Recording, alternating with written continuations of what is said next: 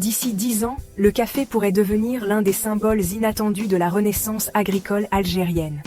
Derrière ce produit longtemps importé se cache aujourd'hui une ambition stratégique. Adapter de nouvelles cultures aux réalités climatiques du pays et réduire une dépendance coûteuse. Ce sujet dépasse largement la tasse quotidienne, car il touche à la souveraineté alimentaire, à l'innovation agronomique et à la diversification économique.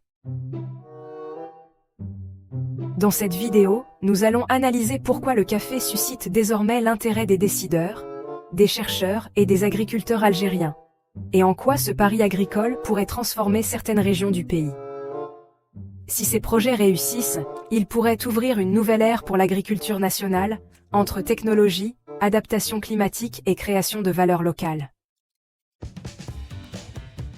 Avant d'entrer dans l'analyse, abonne-toi à la chaîne, like cette vidéo et active la cloche.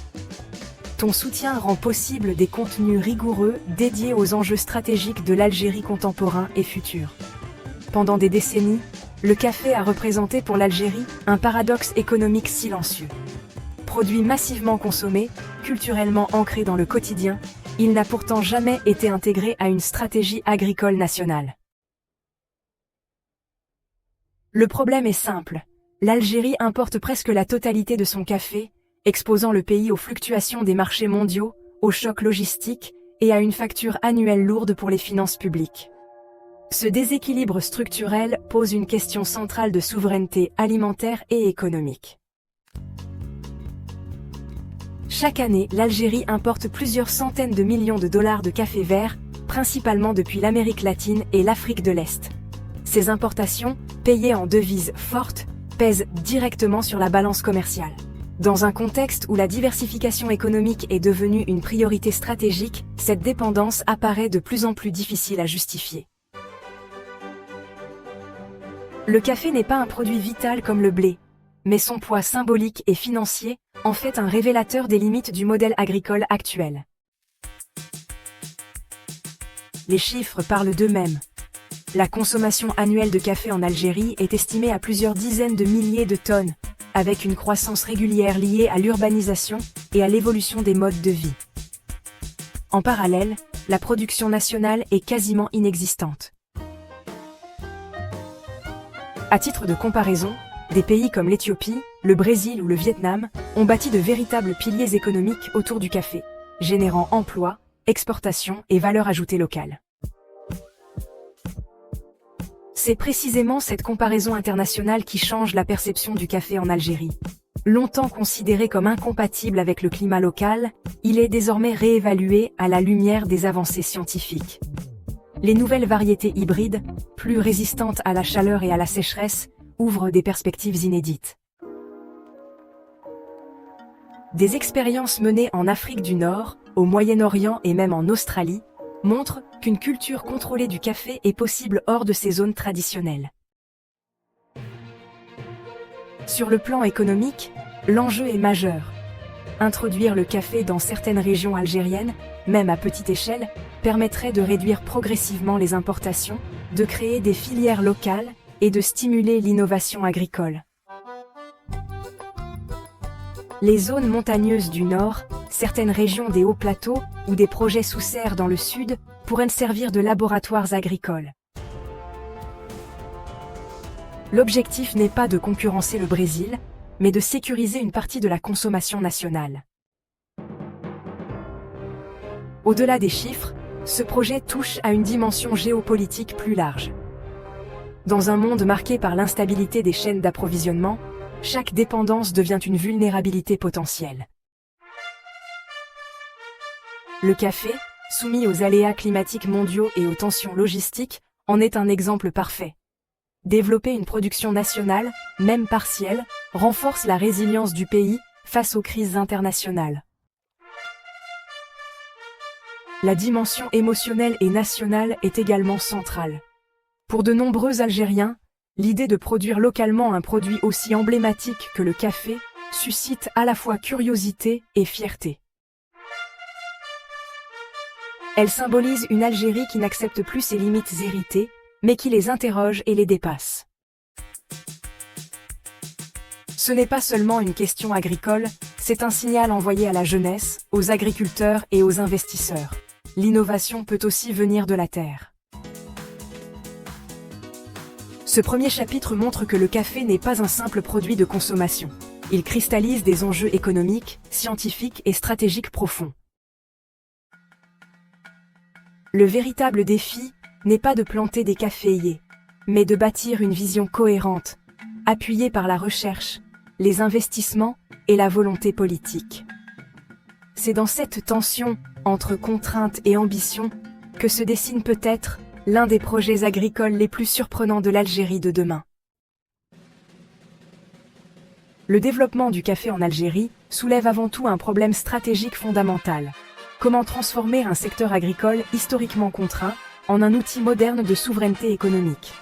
Le café n'est pas ici une culture anodine, mais un test grandeur nature de la capacité du pays à intégrer l'innovation, à anticiper les mutations climatiques et à repositionner son agriculture dans un environnement mondial de plus en plus compétitif. Le premier défi est climatique.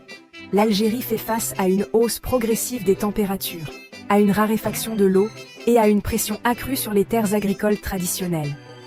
Dans ce contexte, continuer à produire selon des modèles anciens devient économiquement et écologiquement risqué.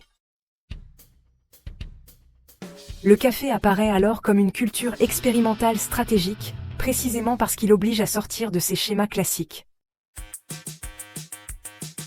Les projets envisagés reposent sur des variétés sélectionnées pour leur résistance à la chaleur, leur cycle de production maîtrisé et leur adaptation à des microclimats spécifiques, notamment en zones montagneuses ou sous systèmes protégés.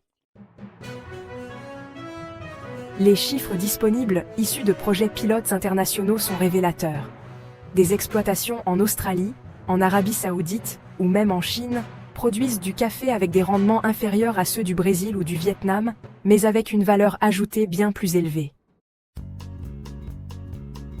Le rendement moyen peut être réduit de 30 à 40%, mais le prix de vente est parfois multiplié par 2 ou 3 grâce à un positionnement premium.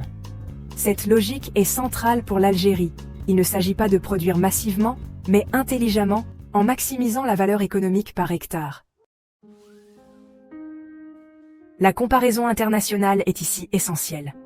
Le Vietnam, deuxième producteur mondial, a bâti son succès sur des volumes gigantesques, mais au prix d'une forte pression environnementale.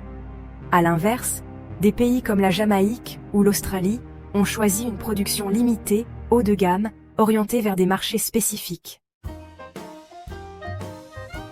Ces modèles démontrent qu'il existe plusieurs voies de développement pour une filière café. Pour l'Algérie, le modèle qualitatif semble le plus cohérent avec ses contraintes climatiques et hydriques. Sur le plan économique, le café devient, un levier de transformation structurelle. Une filière locale, même si elle n'en est qu'à ses débuts, permettrait de structurer des écosystèmes agricoles complets. Cela inclut la recherche agronomique, la formation des agriculteurs, la création de pépinières spécialisées, l'installation de systèmes d'irrigation intelligents et, bien sûr, le développement de capacités locales de transformation. Les impacts financiers sont également stratégiques.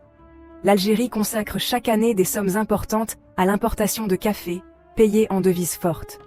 Même une substitution partielle permettrait d'alléger cette facture et de réallouer des ressources vers des investissements productifs. À long terme, une production locale pourrait même ouvrir des opportunités d'exportation régionale, notamment vers des marchés africains ou méditerranéens, intéressés par des cafés de niche. D'un point de vue géopolitique, cette orientation agricole s'inscrit dans une logique de résilience nationale. Les crises récentes ont montré, vous savez, la fragilité des chaînes d'approvisionnement mondiales. Les pays dépendants des importations alimentaires subissent de plein fouet les tensions géopolitiques, les conflits et les aléas climatiques.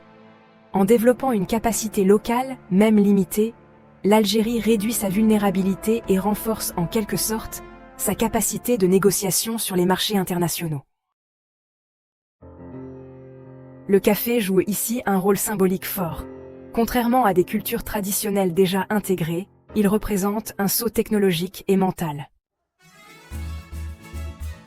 Il oblige à investir dans la recherche, à accepter l'expérimentation et à gérer le risque. Cette approche est comparable à celle adoptée dans les secteurs de l'énergie ou des méga-projets industriels, testés, ajustés, puis déployés à plus grande échelle. Le parallèle est clair. L'agriculture devient un champ stratégique au même titre que les hydrocarbures ou les infrastructures. La dimension émotionnelle et nationale est loin d'être secondaire. Pour de nombreux Algériens, l'idée de produire localement un produit aussi emblématique que le café est porteuse de fierté et de projection. Elle renvoie à une Algérie qui innove, qui ne subit plus les contraintes climatiques, mais les intègre dans sa stratégie. Pour les agriculteurs, c'est l'espoir d'une activité plus rentable et valorisante. Pour la jeunesse, c'est la preuve que l'avenir agricole peut rimer avec technologie et ambition.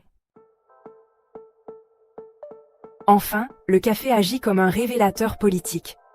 Il pose la question de la cohérence des politiques publiques, du financement de la recherche et de la capacité de l'État à accompagner des projets à long terme. Sans cadre réglementaire clair, sans soutien technique et sans vision intégrée, ces initiatives resteront marginales.